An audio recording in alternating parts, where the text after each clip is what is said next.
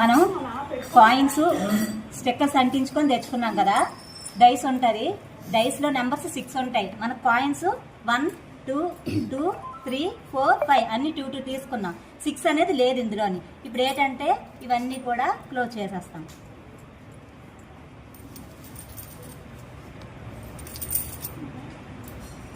ఇప్పుడు నేను గేమ్ ఆడతాను చూడండి.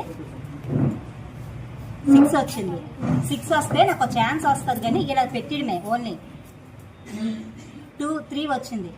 3 వచ్చింది కనుక ఇది 5 పోయింది. ఇది నాకు 10 ఛాన్స్ మాట. మళ్ళీ 6 వచ్చింది. 6 పడితే మాత్రం మన కాయిన్ చూడకుండా ఇటువే ఛాన్స్ వస్తుంది. మళ్ళీ 6 కంటిన్యూ చేసి 4 ఇది 4 ఇది కౌంట్ లోకి వస్తుంది. నువ్వు కరెక్ట్ గా 4 తీసావు. 6 2 రాంగ్ అది 2 ఓకే 6 6 బాగా పడాలి. 2 ఇది 2 కాదు 3 ఓకేనా.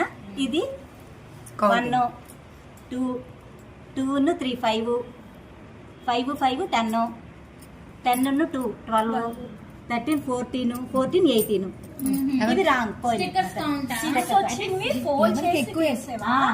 చూడకూడదు. అది చూడకూడదు. 6 వచ్చింది. ఎవరికి ఎక్కువ కౌంటింగ్ ఎవరికి ఎక్కువ కౌంటింగ్ వస్తే ఆల్ విన్ అయినట్టు మాట. ఓకే బాగుంది.